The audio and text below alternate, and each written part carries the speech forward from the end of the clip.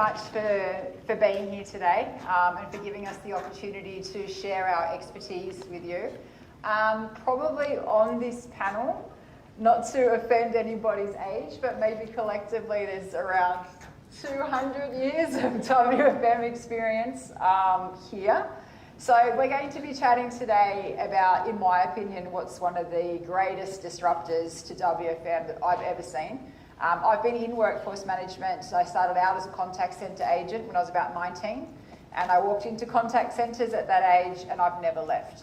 When I started my journey in contact centres, as I mentioned, I was an agent and I was employed as a directory assistant. And a directory assistant is somebody that you used to ring up and you'd say, could I have the number of Kotak Bank in Mumbai? Or could I have the number of, so-and-so's house? Because there was no other way to access that information other than looking up a telephone book, which was published once a year, and we would all have to look up. And that was the role that I was employed in. And literally that function doesn't even exist anymore. There's no such thing because people can self-serve. They can find out answers for themselves. The internet became a thing, mobile phones became a thing, and that happened quite a while ago. But interestingly, our WFM practices are not quite there. None of you that I go in and speak to have fully got a handle on this yet. A lot of you still are struggling with forecasting for email, for example, and email's been a fairly popular channel for quite a long time.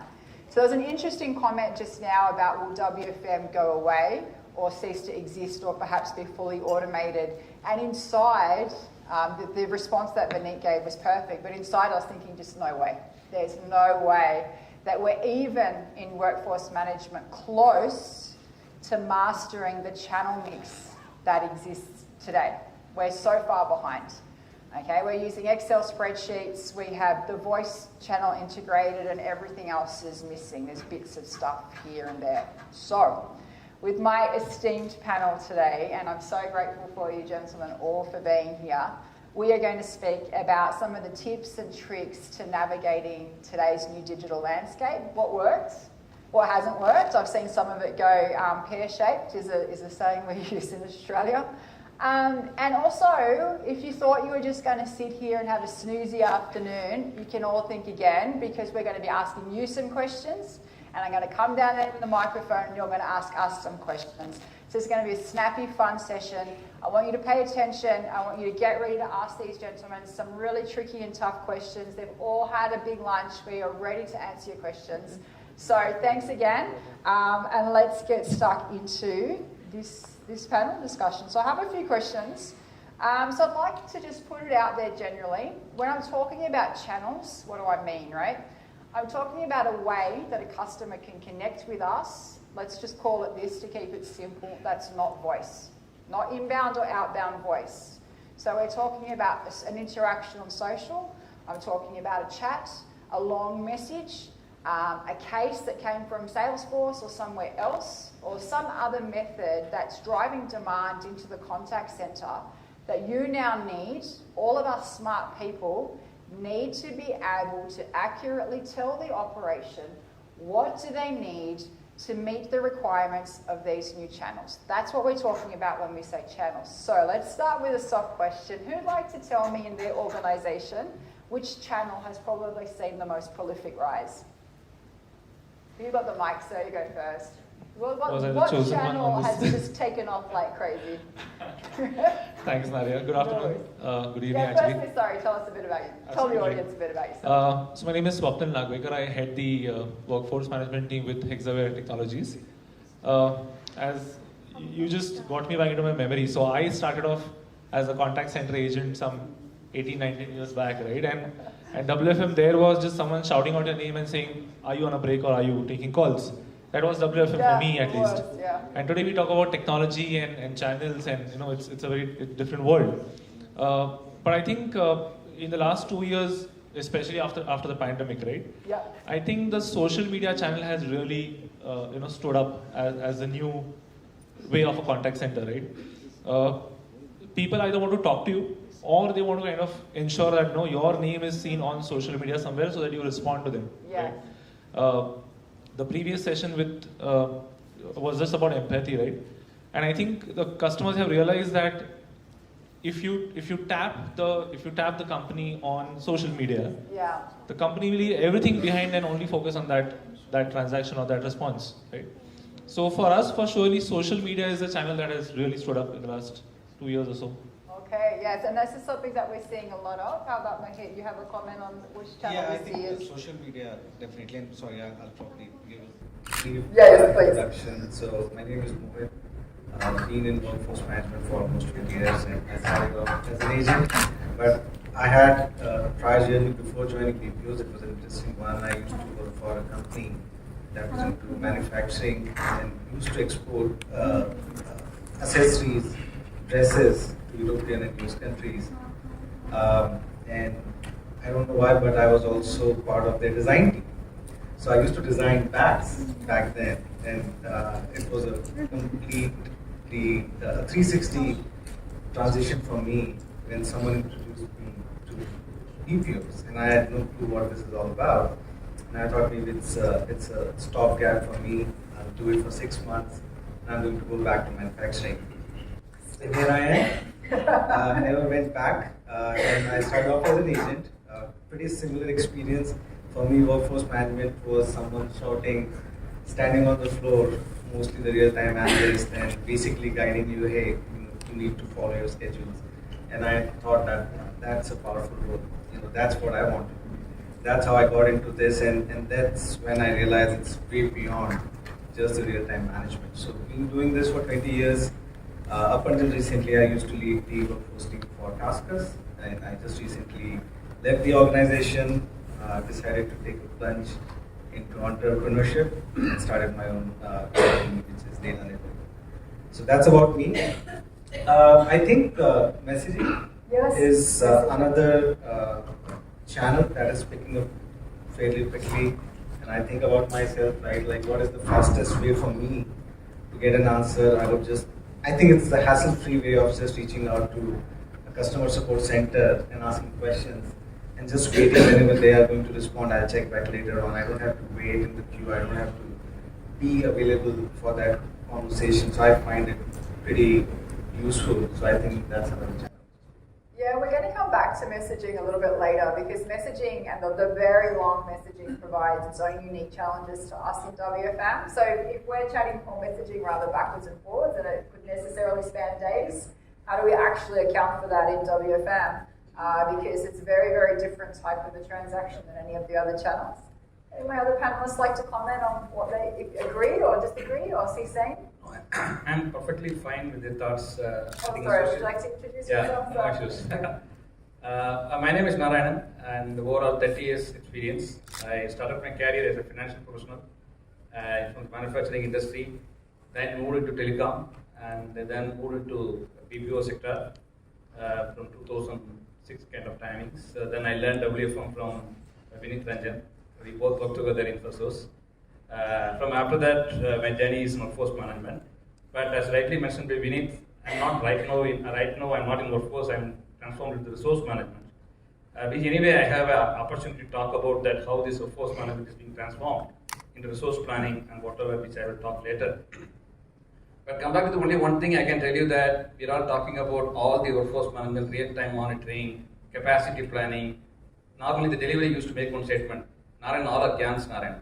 End of the day, what you are giving to me? What is the final juice you are giving to my table? That's what they keep on asking us. So that's what I used to tell my team, that whatever you are going to talk, whatever you are going to present in Excel with multiple tables, what is the final juice you are going to present in front of the delivery team? That's what they want. So one particular lady has asked a very good question, that what is the future of workforce management? That's a very interesting question, because that fear everybody has in the workforce management team. Unless otherwise we are thinking something differently, how to bring valuation to the delivery team for every transaction is very tough. Yeah. Otherwise, all our tools, your yarns, English, everything will be in alphabets. End of the day, what you are going to bring into the table, that's what matters. So anyway, right now I'm managing this profile. So come back to this topic. I think he's talked about the social media, he talked about the messaging. Now technology is playing a role, bots, and they're also creating a lot of automated messages, getting some information from the employees. Because of 40,000, 50,000 employees, the bots are creating a phenomenal mean to get messages or both sides. That's what a lot of things are happening. But the final root cause of everything is what content you are going to do. That's what very important to find. All of this are memes. That's what I'm just focused on. Yeah, comment please. Yeah, well, my name is Ajay. I currently work for National Bank. I am the youngest among you guys. Not to rub it in, but one. Yeah. But I mean, I started taking calls to like so there was a first job I did, and I wanted to be WFM because I saw them on Facebook at the time, and that was my motivation to do this. Since then, I've been lucky to be PPOs and in my current role, I basically do delivery assurance, and I also want to send the shop to basically figure out how do we become next generation. But to the question of which channels growing, Yeah. I think from a customer lens, it doesn't matter, right? I think he wants his asset to be solved. Yeah. It doesn't matter how he's coming. He's coming through voice, coming through chat, email, social media. He just wants his clarification. Because I work for a bank, I know specifically what bank. So on the banking side, because communication is a big issue, not all the issues can be solved on social media, social care, email, not even the chat, right? And that's where why we have seen growth. It's not as huge as what you put the retail side of it or the e-commerce side of it. Yeah. So I think to my next, we're going to take questions at the end. Or, yeah, I've tried the microphone. Hello, can you hear me now? I think it was just a little away. Yeah, thank you. So I think you raise an interesting point, right? In terms of the channel mix, I think the way that the customer, of course, has an expectation of a greater service across all of the channels. I mean, that's why we all have jobs, is to make sure that no matter how they reach us, that we are providing and to that service level. But I think the way that the customer uses the channels has changed. And I mentioned this, like I had the next question about what channels do you see as perhaps dying out. And I kind of think of voice, maybe if you thought of the channel mix as a pie, that the voice is shrinking, but what comes through on the voice, to your point, is now more complicated. We're seeing a lot of customers with longer handle times than ever before.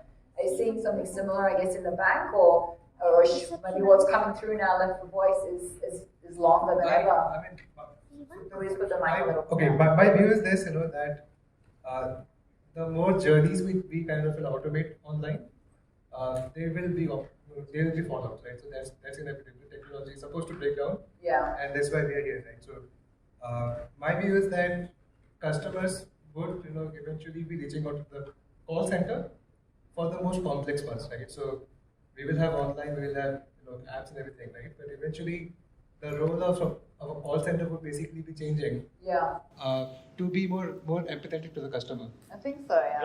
Right now, we're just focusing on wrapping the calls, take as many as we can, right? But I think it will move to value creation. That how do we impact his life, and that's where you will have call centers because that's basically a part of brand marketing, then, right? So if I can just take Nadia, would you like to comment on this? I think he is a very good point. 10 years back, the call center industry, absolutely, actually the people's mindset is, even though I have something available in the website, even though everything is available in the whatever technology, the trust level is very low. Yeah. Okay. So any person, if he wants to get an information, he wants to reach out to a person to have emotional touch and having multiple questions and getting this resolution. But he can get the same resolution in this whatever IVR, whatever is available. But now this completely is transformed. Okay, because in our healthcare industry, one point of time we used to call insurance companies of US and try to get the information from the agents. Now it is completely our voice. Weightage is only less than 20%. Yeah. 10 years back it was 60 to 70. Now it is less than 20. Yeah. So that's the kind of technology transformation is there. So the way things are happening, as you rightly mentioned, the voice dependencies will come down and people will depend on only technology, provided that should give you accuracy and it should give the trust. That's a fundamental requirement from there. Do we have an agent comment down here? Yes. On voice and the role of voice. So I think the channel which is the least utilized right now is email, in my experience right now. Okay? I just think that people have got so impatient in the last 2 years that no one wants to wait for an email response after 48 hours, right? Yeah. I think customers are so smart today that they will utilize an email channel only when they want an artifact or a documented evidence for them to call back the call center and say, hey, you emailed me yesterday. This is what you have written. I need a resolution now. Yeah. Right? So maybe the conversation at the beginning is an email. You then go to voice, and then if you don't have a resolution, you then use the social media channel. That's how the customer journey is what I think we are moving towards. Because everyone has realized that every life has more value than we were thought about 2 years before, right? So I am important. Yeah. Everyone wants to kind of voice that out. So probably customers know that email is not heard. Someone hears my voice when I call the contact center. But the best way for someone to hear me is social media. I know right? 2 customers who have completely shut down the email channel. Yeah. They've got rid of it completely, Yes. and they've just said it's gone, dead, no more. Either messaging, chat, or voice. Yeah. Mohit, any thoughts on a No, channel I- reaching its peak? I completely agree. I think the email channel Yeah. definitely is the slowest one, right? And you made a good point that usually you use it when you want to document something, right? Because you want to be able to show it later on. Yeah. But the other point I think you made was, 10 years back we were not so comfortable. But I think because of how the technology is evolving, because of how we are also getting more and more comfortable with using apps, I think it's becoming easier for us to trust those workflows and just going through that. Plus, because we have so many apps, we are getting more and more busier. So now we don't have time to probably wait to talk to someone. So we find it easier just to message something or just to use it through the app and get the resolution faster. And only if we feel, and again, it depends on what you're trying to solve, right? If you're trying to find a restaurant, Google it. Yeah. Or you'll just find it yourself. But if you're trying to get your laptop to work, no matter how long it takes, you will still have patience to go to a voice queue, make sure someone is on the other side, troubleshooting it for you. So it also depends what channel, because like for a computer industry, I believe voice is still the way to go because you still need someone to actually troubleshoot it for you. I think that's a good point. If you think about ourselves and how we act as consumers, when you're in a real crisis situation, and it may be that you need roadside assistance, Right. the car is broken down, a transaction has failed or gone to the wrong place in a financial situation, you still at that crux really want to speak to somebody. Absolutely. Because it's just the best way to get an interaction resolved. When we're talking about solving for digital and navigating digital, it's really, in my mind, because it consumes a lot of my time, it falls into sort of 2 broad areas. One is for us as workforce planning practitioners, and 2 is the technology. Does the WFM tool have the nous or the right mathematics to solve for digital? Can the integration provide the right APIs and metrics that we need in WFM to get there? So I'm going to focus on people first and put it out there, maybe to you first as you have the microphone. I know you're stepped away, but in your previous role, has there been any education or learning or revisiting of how to forecast for your WFM team in a digital landscape? Because the behaviours of the channel is not like voice, the mathematics around it is not like voice. Have you had to go back and maybe refresh the thinking or the learning to support digital forecasting and planning? Oh, absolutely. I mean, because we are so hardwired, being in the voice scenario that we only see those KPIs as the true KPIs, right? So to speak, we would, always look out for occupancies and utilizations and all those calculations kind of readily available and be fed to us. But now when you think about all these different channels and all these cloud-based, I would say ACD systems or CRM systems, they don't necessarily have the same way of data. They don't necessarily share the data the way you are used to using it, right? So it poses its own challenges. So we did have similar experiences, and what we started to look at is, while we may not have similar KPIs, can you create your own KPIs to still get the same outcome that you can use into your planning, right? You may call it something else. You may not call it occupancy, but you may call it something else, and then name it as a separate KPI and then have a completely different way of doing the capacity planning, for example, right? The biggest challenge that I've seen is when you're dealing with so many different systems, there's always a lack of consistency on how you kind of take data from one system, try to replicate the same for another client, which was using another kind of a system, and try to get the same output.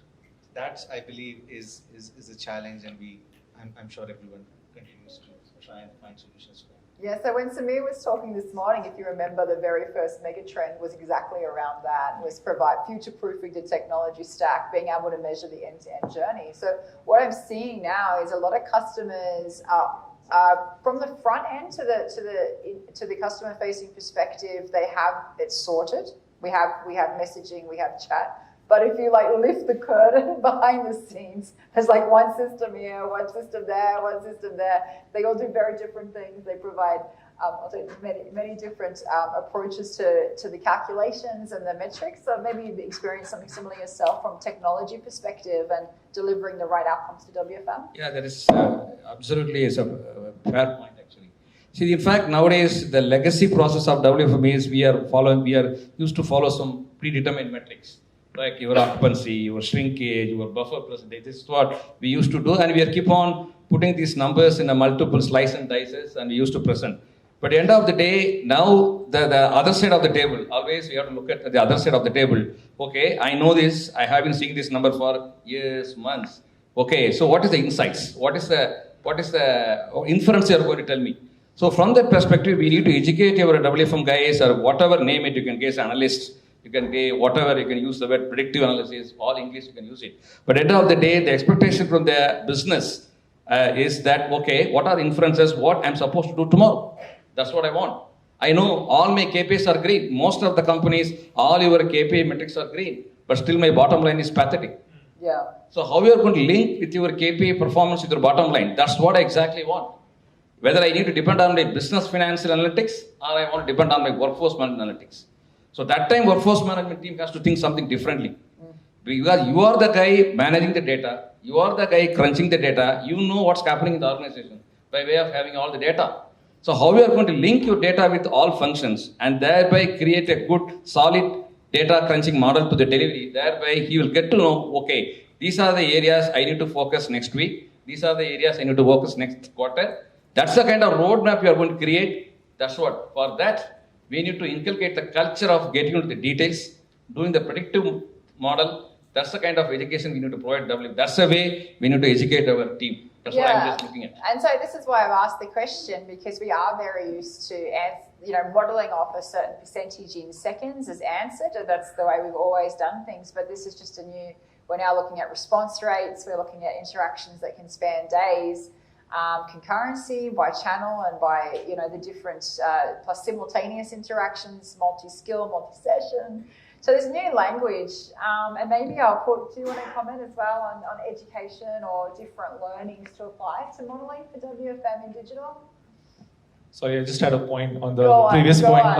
So I just add that. So I think so in some years before, right, we had a lot of KPIs to monitor because the competition was lesser, right? So you could lose some customers to quality, you could lose some customers to response time, you could lose some customers to how your technology is, right? Yeah. And that's why you used to monitor occupancy, AHT, quality, process excellence, and all that, right? I think that the biggest metric today that everyone has to monitor, you call it anything, is how available you are for the customer, right? And you can name that anything. If you're not available for the customer, the competition is so high today that you may just lose the customer the very next second, right? And I think it's very important for all of us to understand from whichever channel the customer comes through, that doesn't matter. Yeah. But if your response time is more or larger than your competitor, then you have a risk which you have to take care of. So I just thought I should add to that point that we had, because we have 10 different nomenclatures, 10 different names that we name KPIs for. But in today's world, I think availability is really the KPI that we all have to really look forward to. May it be email, social media, voice, anything. As long as you are available for a response, I think the customer sticks back with you. Otherwise, there is a risk for sure. Yeah, there is, and I think you raise a very good point. We're down to almost brass tacks when it comes to the resourcing, right? So we have a situation where We have a high amount of churn. We have interactions when they do reach the contact center, often very complex. And we don't want to experience loss of quality, depending on the channel that the interaction has come through to us on. So all of this needs to be very carefully planned for. I have had experience where I know two customers have opened up a chat channel, for example, with the expectation that it would just automatically deduct the incoming demand from voice. But what they didn't realize was it actually opened up where a bunch of people who perhaps would never bother to call, and now actually I'm going to chat with you. So it created even more demand. Yeah. So on that point, again, if you want to start because you have the microphone, do you have any planning for a new channel? Are you able to describe how that process goes, or any thoughts that you could share on if any of our attendees today are thinking about opening up a social, or how are they using WFM to help? I think. Not to put you on the spot. No, I think I'm all cool. I think you made a right point where we used to think a lot about forecasting earlier, right? Forecasting was like the key for all of us before we could approach a problem or a solution. But now I think analyzing is different, right? And it sounds very similar. Forecast, analysis sounds very similar, but they are different things, right? So, for example, you need to understand today what is the customer sentiment analysis, for example. Okay. That will help you understand, will the customer come back on a social media channel or will he go back to voice, right? Okay. Because I know I'm repeating this point again and again, but the customer just wants you to be available. Yeah. So if he finds you available on a voice channel once, he will probably stick to that channel only because he knows that, hey, this is the best way to get through. And if you respond to him on Twitter or Facebook, like within seconds, he knows that, yeah, this is the best channel to get through, right? Seems likely to repeat that behavior. Exactly. So understanding the customer sentiment is actually more important than forecasting the volume in today's world. And I think anyone who has a grab of it will be the best people to respond back to their customers in today's time, for sure. Well, would you like to add on any thoughts about planning for a new channel and using WFM to help? It is always going to be difficult, right? Because you don't have set formulas or plans to.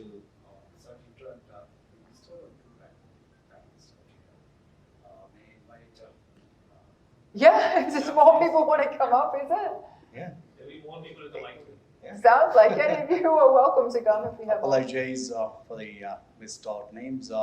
May I invite Asan to join the panel discussion. We have Asan here, and also Abhishek. We have Abhishek here.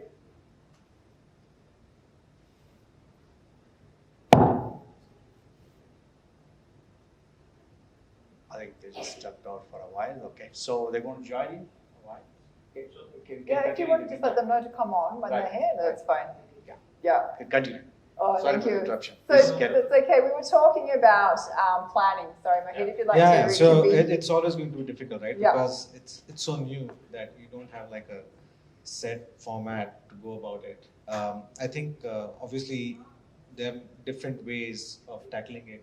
You look at similar accounts, look at trends for those accounts, see how their mix changed versus this particular account where you're trying to implement it. But I think the one important aspect is how fast can you change what you planned in the first place, right? Because that's going to be really critical for your operations from that standpoint. And the reaction time matters a lot, right, in these situations. So I believe that as long as your environment is agile enough to adapt to those changes quickly and faster, you probably are going to gain a lot of confidence from the clients and their customers. Because you no matter how well you plan, there's no set formula for these kind of scenarios, and you're always going to change it anyways. Yeah, I think definitely the art. So they always say forecasting is a science and an art, and maybe that's true.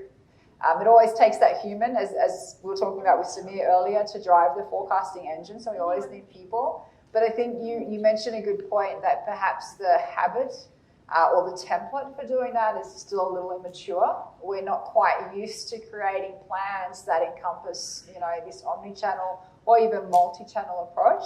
Any thoughts on planning for a new channel? Might go to my friend down here on the end, and then I'll come back around. Yeah, thanks. So planning for new channels. I agree. I think it is going to be an iterative process. I mean, these are new stuff. We don't have a competition analysis. Rather, we don't even have a peer analysis. Like industries to industry, it will vary how customer behavior are. So obviously, it's going to be iterative, and we got to be agile and how fast we react to changing the way we plan to basically run the business, right? But I think another critical thing is that when you plan, right? So I think from a planning point of view, I would never go big bang because I would not want to embed all my customer base. Right? Do you mean that you may pick a particular channel first or a line of business? See, from a channel point of view, say a segment, right? A segment of customer, maybe by product or by revenue, right? The other key thing is essentially when you open up, say, a channel like social care, right? Or say chat, for example, would you open it up for servicing or do you only want to open it up for sales, right? So that also matters because if it's sales, you would want to just open it up for everybody. That at least gives you an intent of how much traffic is coming to you, which you can maximize because putting money over there is still a good thing to do, right?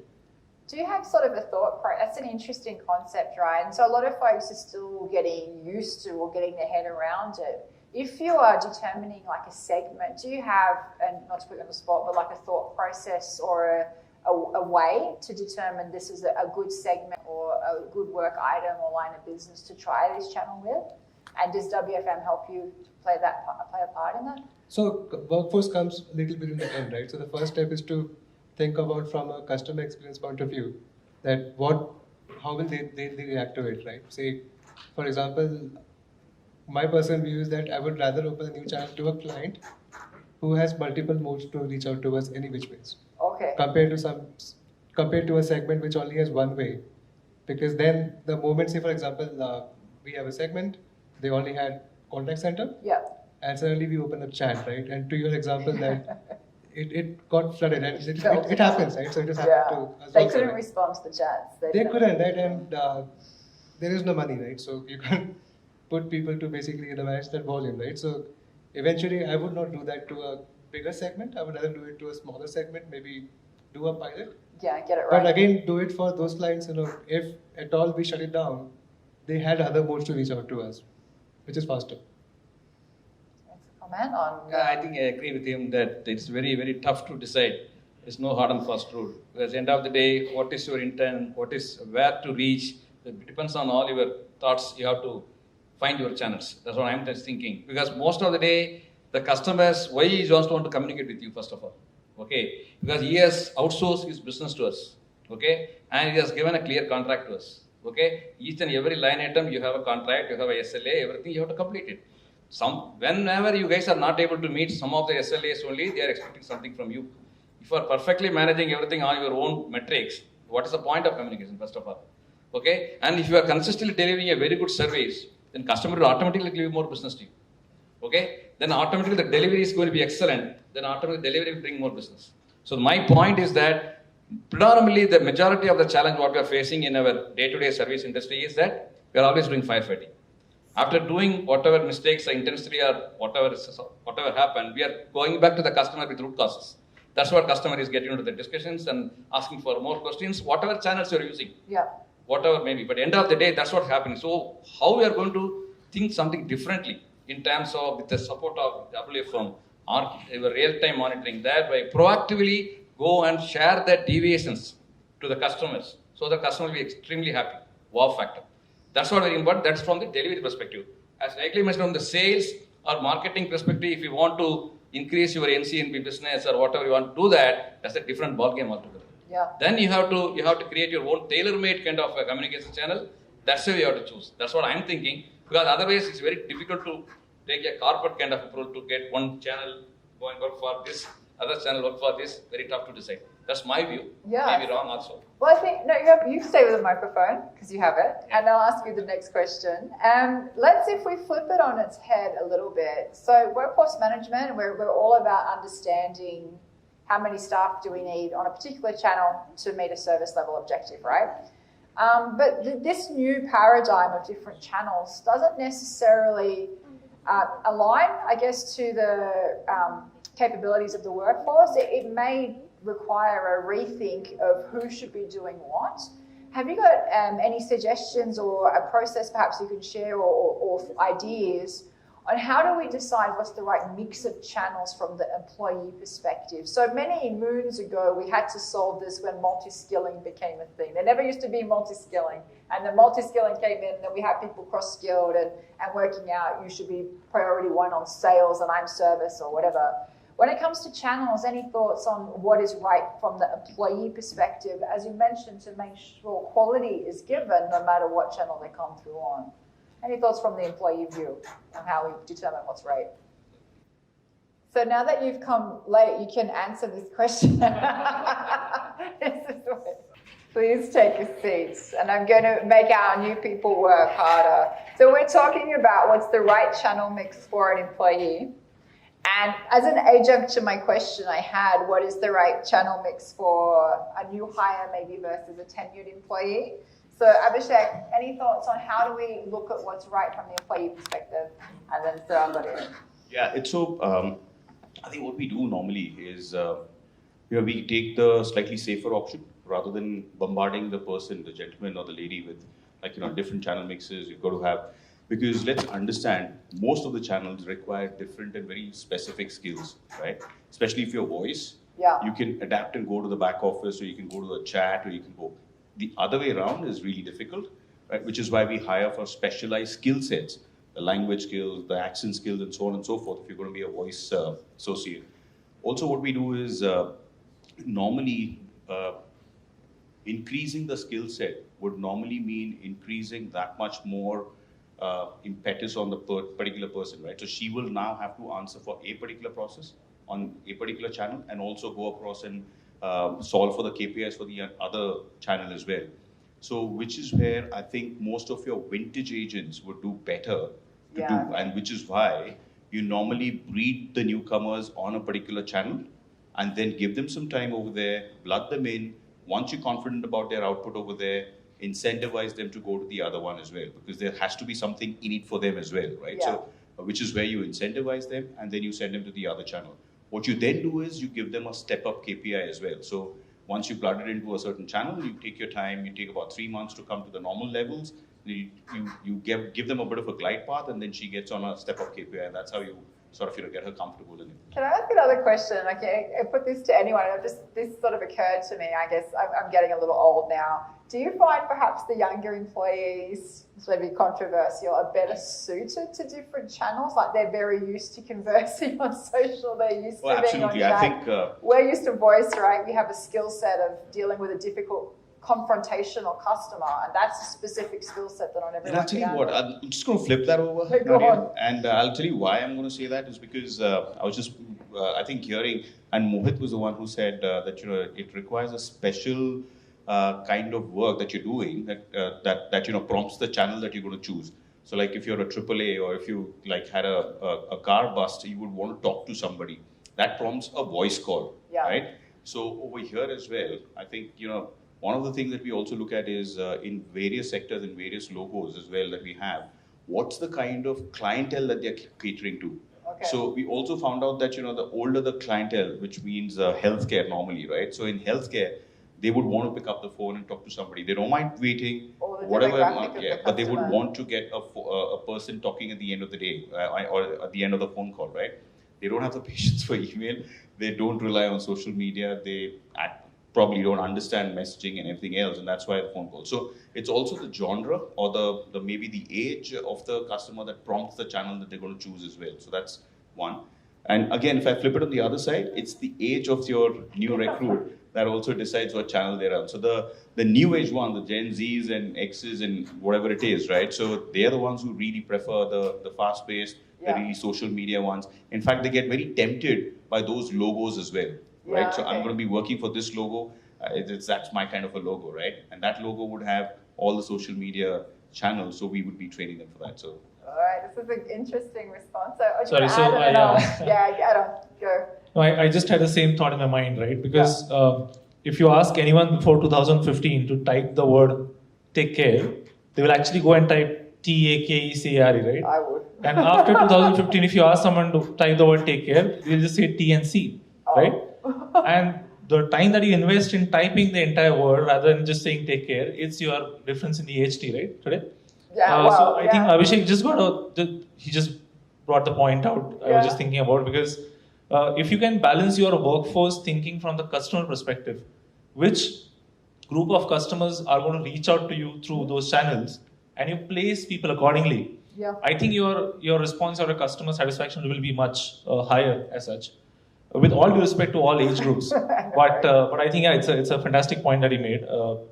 That really differentiates you from how you manage your workforce. I think it's nice, in workforce management, it is about balancing the staffing needs with the needs of the customer. But it's also good, I love to be able to have a model that incorporates people's natural abilities and their preferences. And if you're well suited to type in TNC instead of take care, then you should be on the chat channel, and let's make the most value that we can out of that. So let's pass it down to my newcomer.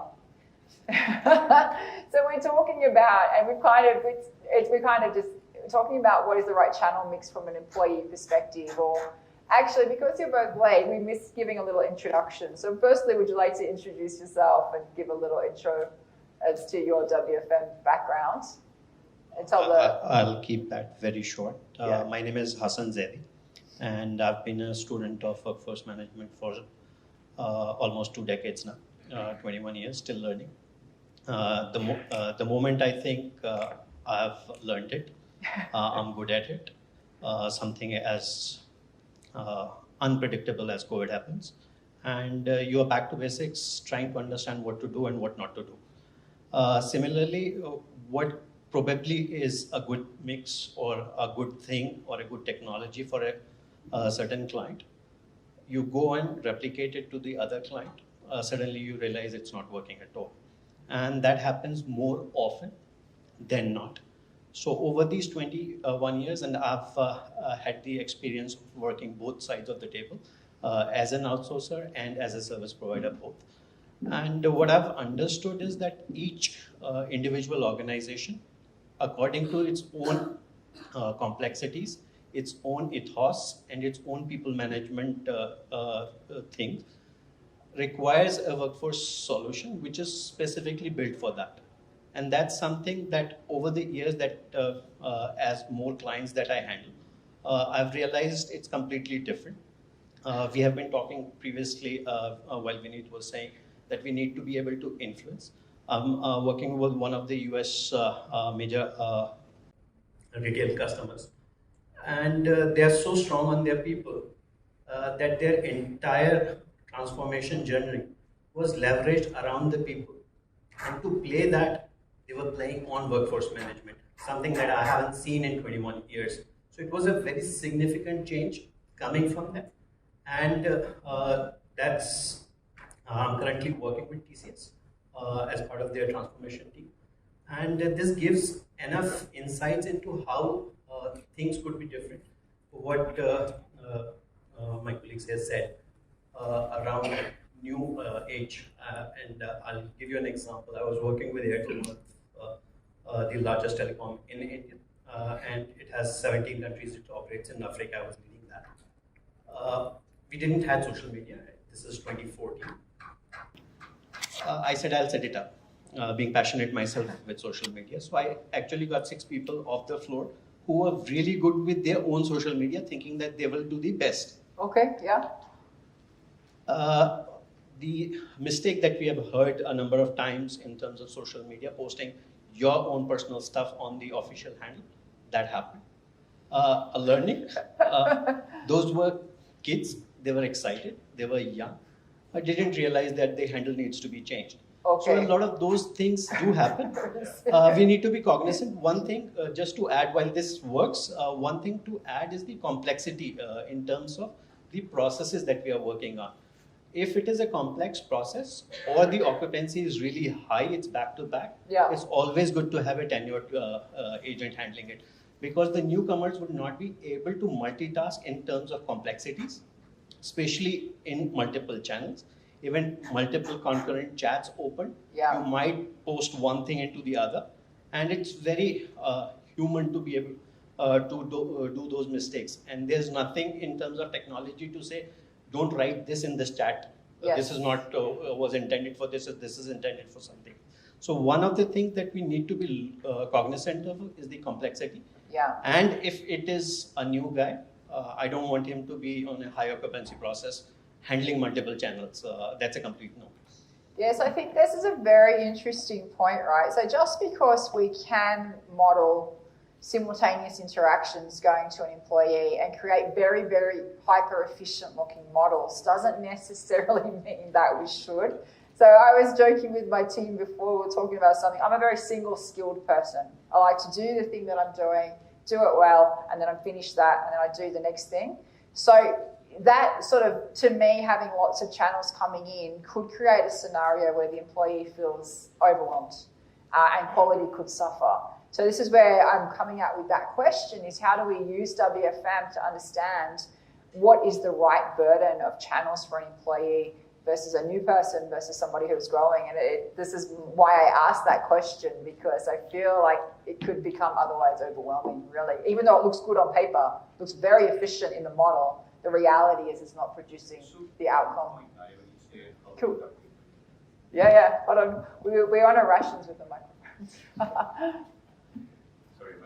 No, yeah, go. Right. One more aspect to this is, how can WFM, just triggered a thought when you said, how can WFM help with this and help the clients make the right choice? Obviously, we partake a lot in the entire channel shift kind of a methodology that the client is using. So they would want to possibly move from a voice to a chat, or would they want, because it's 1/8 of the cost, and they want maybe explore social media as well.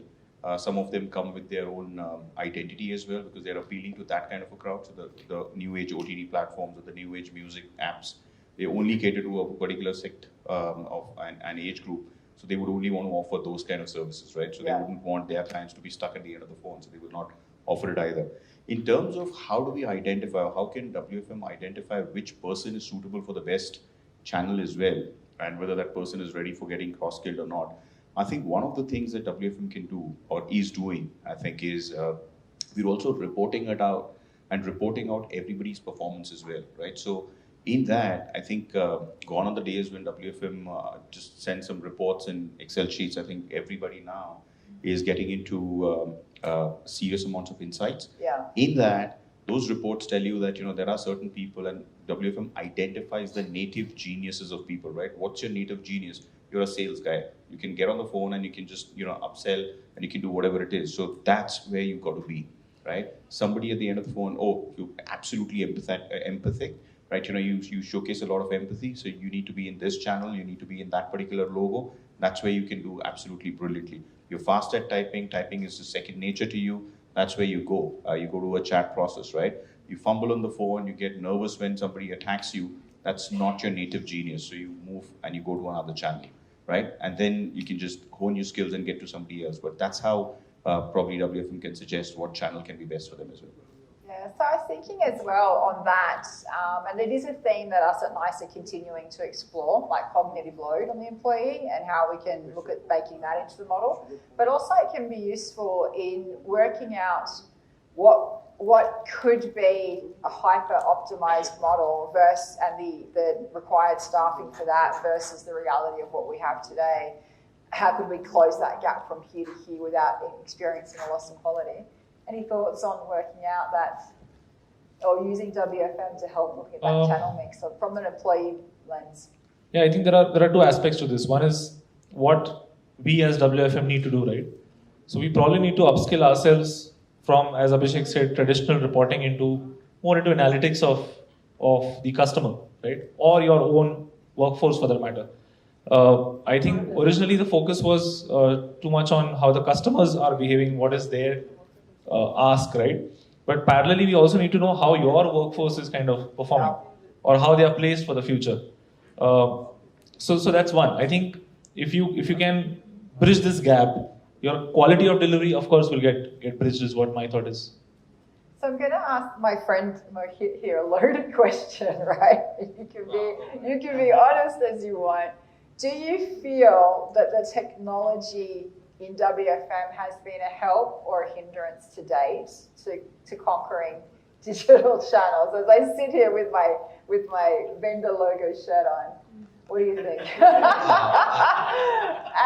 so, I'm thinking, should I be diplomatic? But no, I'll be honest. So I think lots of opportunities, right? But then when you think about it, right?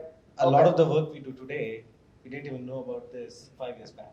No. So when you put that perspective on, then 5 years from now, we're probably going to be doing something completely different. Yeah. And any technology company that's supporting customer experience centers, right, will have to keep on evolving. The key is how fast can you get there, right? And you are never going to be always ready for changes because you will not know what change is coming. So how fast can you adapt to that? I think that's definitely is going to be the key. When you look back 20 years, a lot has changed technology-wise, but then so has the expectations, right? What used to be a value add 5 years back, now a necessity, basic, that everyone just expects any platform to deliver. So some of those things will always be there. But I definitely feel that there is still a lot that we can do from a technology standpoint to continue to improve. But this is always going to be the case. So I have a bit of a box seat, and this is one of the beautiful things about my role is I get to watch as a product's getting developed from kind of the sidelines. And I know even from our perspective to update the product to be able to account for multi-skill, multi-session efficiency, there were teams of mathematicians assigned to rewrite the algorithms in the WFM so that from the ground up it has the fundamental capability to now solve for that. And that took, a long time, and it's still a journey that NICE is on to beefing up our digital capability. I may just, any other thoughts on whether technology has helped or hindered? I can share one good experience in my company actually. One of my WFM guy used to share the Excel reports to the delivery guy every monthly reports. Excel is my biggest competitor. So he used to do a lot of analytics, and he used to work 4 hours, 5 hours to prepare the report, and he used to present to the delivery head. But the delivery head consistently will kill this guy. Okay, he will always find fault with that report, and he will keep on send back this guy. One fine morning, what this guy has done is use some friend in the technology team and just migrate this data to the Power BI, Microsoft Power BI. Yes, use the same Excel data and just push it to the Power BI and use the same Power BI platform and send the link to the same delivery head. So we are now migrated to the Power BI, all GANs you put it in English and send it to the delivery head. That everything you can click the link and you can see this data. The delivery head opened the link and saw the same data. Okay, next one. Fantastic. That's the response. So why I'm just telling, that's a mindset. Okay? Yeah. The mindset is the moment if you are involving technology, the people mindset is it will be accurate, it will be on time. That's a mindset. So that's what, and just jokes apart, but technology is 100% is giving a lot of valuation to the WFM.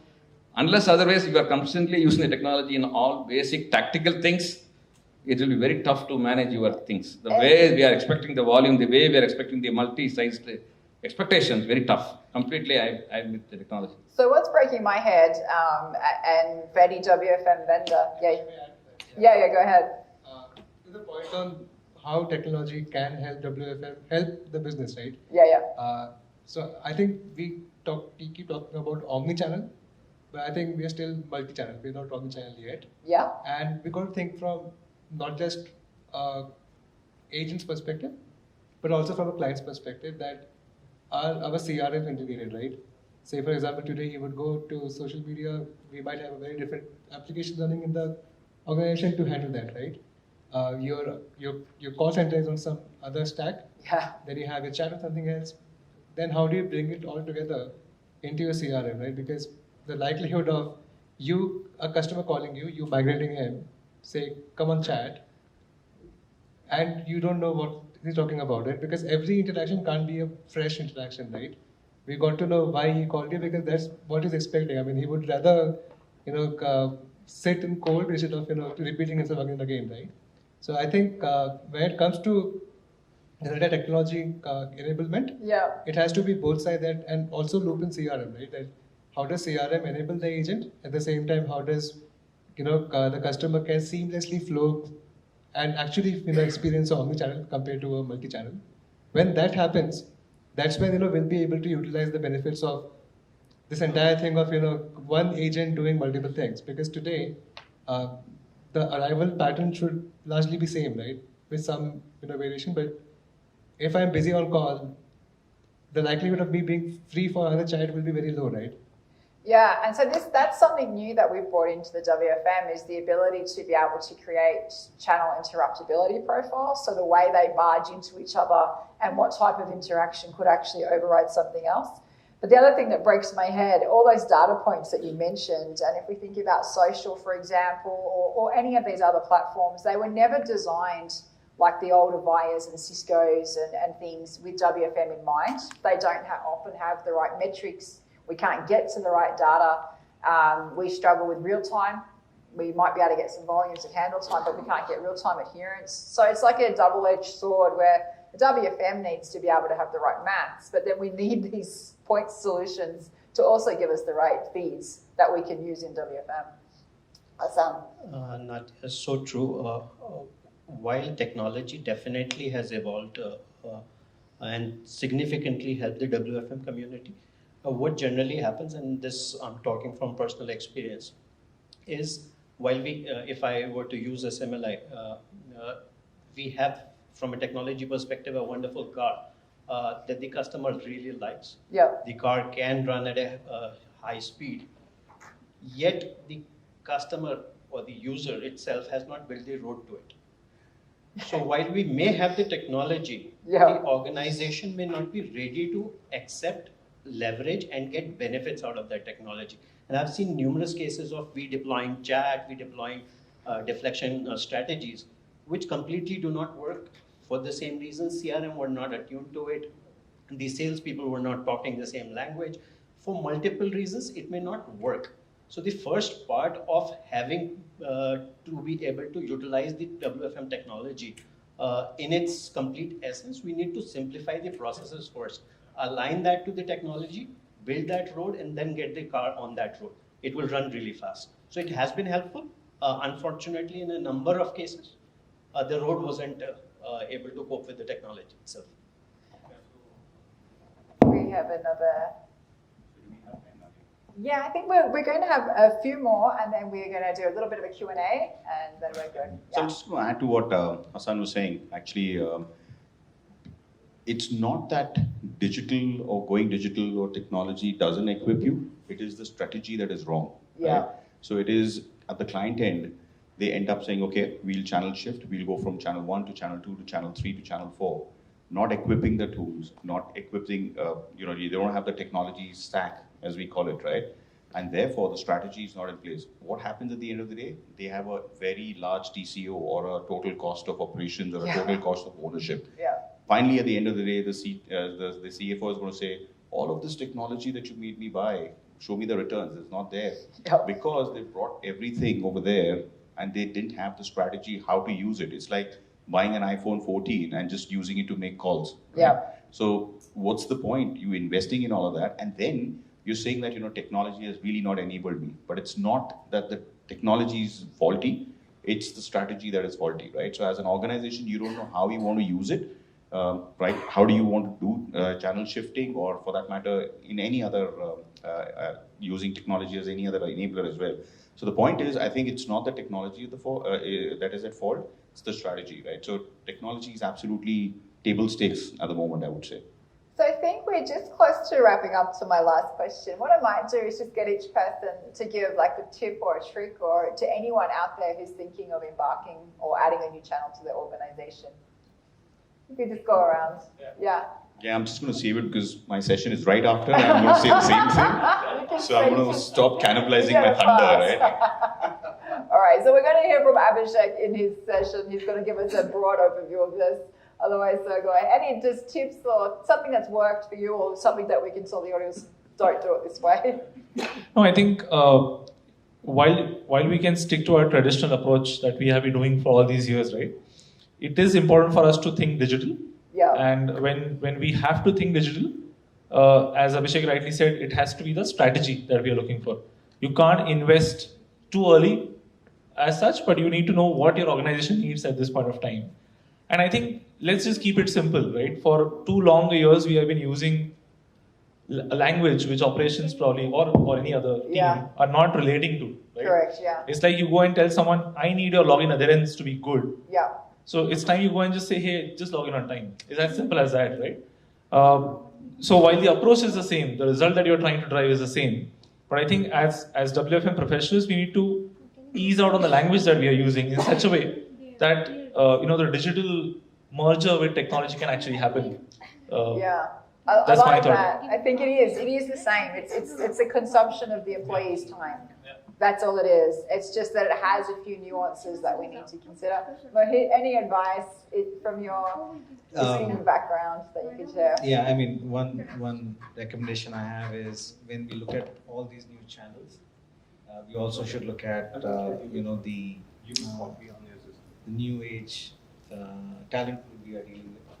And when you combine these two, you can't let the predefined KPIs restrict you from getting the output you need, right? So when you're thinking about from a workforce standpoint, when you're thinking about, let's say, planning, and let's say you are looking for a channel which is not a live channel, it's more of, let's say, a 24-hour turnaround time as an example, and when you're trying to plan for that, and I think Samir made that point that we today tell employees to the minute what they're supposed to do. So do I really need to schedule their breaks and lunches, right? Is it going to give me the output I'm looking for, right? It's not a live channel. Would I rather measure them on the outcome of their day's work versus deciding or defining what exactly they need to do every hour of their shift? So as WFM professional, I think we should start also thinking around those things, that when the environment is changing, how should our perspective change, and how do we look at the principles we're using for all these different components within the workforce practice or discipline, and what changes are there that we need to do. Yeah, there's some dangerous ideas there for WFM. Definitely a radical way of thinking. If you come to the self-service session I'm doing on Friday, we're going to take a look at some of the adaptive technology that we have that shifts and moves as the employee moves. So do you have any just general tips or advice for the audience? Pretty much covered everything. I don't know anything else. Otherwise? I think, not a tip, but I think it's a good news for workers, guys, that with the work getting more complicated, It's exciting, they will right? be in demand, right? Yeah. Because nobody else would know this as well as they would know. So I think the fear that some people had with respect to would the function remain, I think it's going to remain. It's going to become more critical, right? And yeah, 100%. more complex. So that's where the rate card angle comes in. That wasn't getting quoted. Thanks. Hassan, any concluding thoughts before we go to a bit of a Q&A with the audience? In complete agreement to the thought that yes, we are evolving, and the thought around technology and how WFM is evolving with the complexities increasing. One of the things, and I'll just probably rephrase what Mohit said, it's not the time that initially the more focus from a technology perspective was that we were trying the technology to humanize. Yeah. I would want the IVR to talk more like a human being. I would want the IVR to hear and contextually reply to my keywords. Mm-hmm. That work has significantly been done. It has improved. It has. Right now, and the future probably is more around humanizing technology, not technologizing the human experience. That in itself is a significant thing, and the audience that we have here, these are the people that can probably lead it way better than anybody else out there. All right, so thank you to my panelists. Now it's your turn to ask us some questions, and you're welcome to direct a question to anybody. Would anybody have any questions they'd like to ask on any of the content that you've seen? I trust you're all still with us. Everyone's gone. Everyone out here is just mastered digital, or does somebody want to share with us something you've tried or hasn't worked? We have a question down at the back. I believe I know who this is. However, the lights are shining in my eyes, so I'm like, I'm being polite. I think I know who that is. Thank you. First of all, thank you, Nadia, and all the panelists. Myself, Ravi, I am representing Fusion. It's a thought, what we have discussed just right now, and I will try to frame my question in between with a thought. So, the initial question was, which are the channels which is evolving? Swapnil mentioned social media and email is dying. It is what Abhishek is also mentioned, that is the actually right thing, how actually our customers wants their end customer should be reaching out to us. It's not that customer who are deciding that, okay, I want to go to chat or I need to do a call. If I recall, I don't want to take name, but there was one telecom provider. We know that you dial 119, you will reach out to customer care. But they completely shut down that IVR. Now you will start roaming around the IVR where you start getting frustrated. And thanks to pandemic, it's not only changed the entire pattern or arrival, it also empowers the end user that they also need to express their frustration. That is why this social media, channel is coming, where they are showing how they are frustrated or they are not getting solutions. So better we provide solutions to our customers, operations standpoint. I think the flow to the social media will be eventually reduced. So my question would be, from a workforce management standpoint, while we still not decided what would be the right method to do the forecasting for social media, can CSAT or NPS score be an indicative, significant numbers which can be correlated while we are doing forecasting for social media? So do you mean like a ratio-based approach, Yep. that we're getting so many complaints? Like if your CSAT score or NPS score is low, you're highly intended to get more social media escalation. I think that was what you were mentioning before, right? That you're looking at that was what was your point, I think. Do we have the microphone that I can do you want to expand? Because you raised an interesting point that I hadn't thought of it from that perspective. So just one thing, and that's a great question. I personally don't think that social media interactions will lessen whichever channel otherwise you open up. Okay. See, when you're on your cell phone, right, the maximum time that you spend is on some social media, right? And the first thought that comes to your mind is, can I get through where I want to through the same channel? Why would I move out of it and then call or email? So that's the first thought. So even if you have the best IVRs in place, personally, I don't feel social media interactions will reduce. They'll in fact go much beyond than what we are today. That's one. Secondly, CSAT can be a reflector, but not the exact one. I'll tell you why. Because unless you have the information of which interaction the customer has responded for, right? The customer might come to you from 3 different channels. And which interaction has the customer given you a good or a bad CSAT? That in-depth analysis, if you can do, then it can answer your question of, if I do that, will it reflect on my volumes? But if it's a mixed response saying, overall, how was your experience with us? And the customer rates you good or bad, you can't judge if it was your voice channel, your chat, or your social media channel to actually give the customer the experience that he or she had, right? And that's the point I was trying to make earlier, that beyond reporting, we probably now need to get into the analytics part of things as a workforce management team, especially the sentimental analytics, where we can understand what the customer feels and thinks on a particular channel, and how can our operations be empowered to kind of respond that much better. So unless you have that information very crystal clear, don't put your hand into it. I think we might lose our way trying to find a solution towards it. Thanks, Ravi, for your question. You could have been up here, by the way. I could have had you on chair here, man. Next time, I'm going to make sure you're on. Anybody else in the audience would like to ask us a question?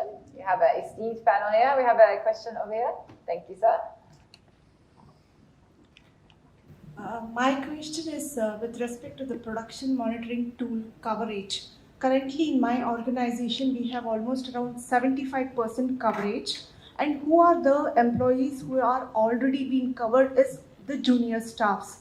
The moment we are approaching the senior staffs, they say that I'm a senior resource, I don't need to be monitored. So then it is actually leading to a question, is there a uniformity in the organization? Why is a junior staff not trusted and they are being monitored? And we want to bring that uniformity by getting all of the employees under the coverage. So that is really not happening.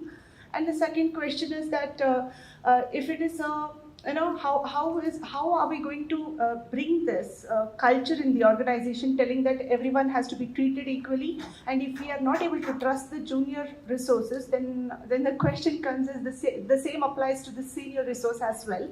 And the importance of the productive monitoring tool is what is the utilization percentage? Basically, to say that in my overall 9 hours of working, have I been occupied for 6 hours or 7 hours? So the same logic even applies to the senior grade employees. So my question is that how do you think, what all could be a different solution where we can onboard the senior staffs on the PS tool? Can I ask, do you mean senior like old, or should I be offended, or are you saying like senior like tenure based? Is junior like a tenure, or is it an age? It's not, I'm not talking about a tenurity here, I'm talking about the grades in the organization. So they're like a new hire, is it? It's like, you know, We don't have this concept, so I'm just getting my head around so it. it's the organizational structure, right? So, Okay. leadership level as well. Maybe I can. Yeah, Mohit, go ahead, man. You have the mic. So. I think, yeah, I have the mic at the right time, I think. So, yeah. For me, this is, when you're trying to implement something like this, there has to be very clear why do you doing it, right? And there has to be a buy-in in terms of the reasons behind doing it, right? Because and I'm probably trying to sense from your question that this is being perceived as a big brother monitoring tool more than anything else, right? But I'm sure the intent is not to be a big brother, but to get something in return out of this. And that could be maybe calculating certain KPIs which are not available otherwise, right? Now it really depends, when you think about those KPIs and because of which you are implementing such kind of a tool, which roles those KPIs are impacting. And maybe it's only relevant for those roles, right? Now, if it is going to be relevant for all the roles within the organization, then there has to be very clear directive in terms of why we are doing it, and should be enough transparency in the system so that employees can clearly understand. That's how I see this and I feel about it. Yeah, go ahead, please. Thank you. Okay, thanks. So one of the aspect that probably I reckon that we have an opportunity area in is communication, right? As an organization, as WFM team, as stakeholders, anybody, the communication has to be absolutely right. People have to be onboarded on the concept that you're taking. Why is it that I'm going on a digital journey? Why is it that we bought this tool? Why is it that we are integrating something? Why is it that we are bringing in tools that are going to monitor your performance? They ought to understand, people ought to understand that, right? They need to know why are they being made accountable. So I think one of the, probably maybe the limitation or one of the policies, mistakes that we do is that we roll out any product as an IT innovation, right? We need to roll it out as a business need. We need to onboard every single stakeholder onto it, including the people who sign on the dotted line, then have a governance around it to say how is that entire rollout going, include the people in it as well, saying that what is it that we're going to do, how is it that things are going to change, how are you going to get impacted, and what's the result going to be, right? So same thing for your senior people that you said, the communication of the message could be, it will help us help you better, right? It is a tool that can tell us what are your developmental areas, what are your areas which are absolutely fantastic at, and let us invest in your areas which you're fantastic at, and also let us give you certain other modems by way of which you can address all the gaps that you have as well.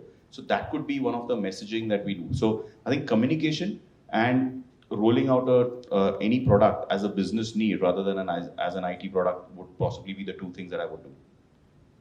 Thank you, Abhishek. So we'll just check if there's one more question. We have one more at the back before we conclude this discussion. Yeah, I just have one question. This is for Nadia, for you, from a nice standpoint. So we have a problem, right? So today, I don't know how many are from the healthcare background, or healthcare company here. We have something called as account receivables, right? Account receivables, it's more like an analyst caller model. Now here, when we analyze the data, right? So we see that the average talk time. This is a typical outbound center. These guys are involved in the manual dialing process, right? So we do not have an auto dialing process for this kind of a business. Now in this, when we looked at the talk time is the average talk time for any agent is around 2 hours, right? Out of the total production hours of 8 for the shift. Yeah. Right? They were supposed to be on calls for about 8 hours, but the problem today, we are just getting a talk time of 2 hours. So the problem here is that these guys, they call the insurance companies, right? So when they call the insurance companies, most of the times the queue is busy on the other side, and these guys spend every call, they spend about 15 minutes on hold. So these guys will have to spend minimum of 10 to 15 minutes on hold before they reach out to the insurance agent to solve their queries. So this time, if you look at around 3 to 4 hours, the guy is spending on hold, sitting and waiting for the other person to call, to pick up the phone. This is like it comes in internally. They need to call somebody else, and they have to wait 15 to 20 minutes to get through. We are supposed to call the other call centers, like an insurance company, and they have got their own IVR. You punch in all those details, like this account number and so on and so forth. Then the call will land in the queue, and then it will wait for about 10 to 15 minutes. Right? Yeah. This guy will have to be on the call. Yeah. Otherwise, if he drops, the call is disconnected. Right? Again, you'll have to do that call again. Yeah. So from that perspective, is there anything like the whole queue? How do we kind of cut down on that whole queue? Is there any solution that is built? Something like a bot can do this for us, like pick up the the required information and land the call till the IVR automatically, and once the call is connected, it throws it back to the agent so that he does not have to wait for the call to be answered. I feel like saying you just need more people, but that's fine. That's probably a little bit outside of my wheelhouse in terms of, does anybody have experience on dealing with a call before it? Yeah. I'm more about when it's landed to the person. But, not exactly to what you're saying, but very similar. So what we do have is outbound call, on hold, not coming onto the phone, a callback option to be given, and in such a way that if you have a X number of wait time, you just put a outer limit to it. There's a callback that will come through, and if you call back within, let's say, 2 hours or something like that, it will land up to the same person as well. So, you don't have to repeat the entire history and whatever it is, and you just go ahead. So, like I said, that is when you're calling the customer, you're calling the insurance agent. It's like internal. Right? So those guys will not even bother to call you back. Yeah, again, it depends on what is the kind of support that they have enabled email. So that is not the case in this case. Just a question, right? So you're saying a client calls you, then you call the insurance guy? I get the leads, right? I'm doing outbound. Maybe account receivables is more like you call up to the insurance companies, you provide all the details, and you settle the claims for the customer or the patient, right? So when you make an outbound call, most of the times the call will land in the queue. You're waiting on the IVR. On the IVR, and the average wait time on the queue is around 10 to 15 minutes, right? So that time wasted is actually this guy maybe he's doing multitasking, while he's on the queue. He's doing something else, maybe analyzing some other account. But again, that is the lost time for us, right? So that is why, if you look at our average talk time, that's a huge leakage that we see today. Have you explored? We do. We had explored a couple of. Jump in. Are you asking? Sorry, I was taking it more from a telephony perspective. Are you asking how you could use WFM to utilize the wait time to do something else, like handling a message or email? My question is more from a technology standpoint. How do I kind of? I think I might have to come and chat with you separately. Might be the way, so I can fully understand. We're kind of getting different. But did you have an idea? Maybe you want to continue. Sorry, if I've got it wrong. So I know of dial solutions wherein they will connect the agent after the end customer is connected. So in this case, the insurance agent, right? On Has that to side. go through the IVR, the insurance IVR, punch in the required details, and then wait in the queue. The moment the IVR identifies it as a live human, the call has to be routed back. And that has to come back to the same agent because he is the guy who has actually done the entire study of the account. Right? If it goes to somebody else, maybe I understood where you're coming from. Forming a group of agents, not everybody is doing everything, right? So not everybody is aware of what the other person is doing. So this is one challenge I think if we are able to crack from a technology standpoint, that will be disruptive in the healthcare industry. Yeah, so come and chat with me later. So I'm very much a one-trick pony, and that is WFM. So my remit and my life at work is really about what happens from a resourcing perspective once the interaction reaches a person. I think what you're mentioning obviously represents CX1. There would be other folks in NICE who probably would be able to quickly grasp what it is that you're wanting and may be able to help you. So you come and chat with me later. Just because I don't know the answer doesn't mean someone in my team doesn't. But I tend to be a little bit just, as I mentioned, simple-minded. So come and chat with me later. We can also connect maybe you two as well. You may have some ideas that can help. Yeah. So thank you for your question.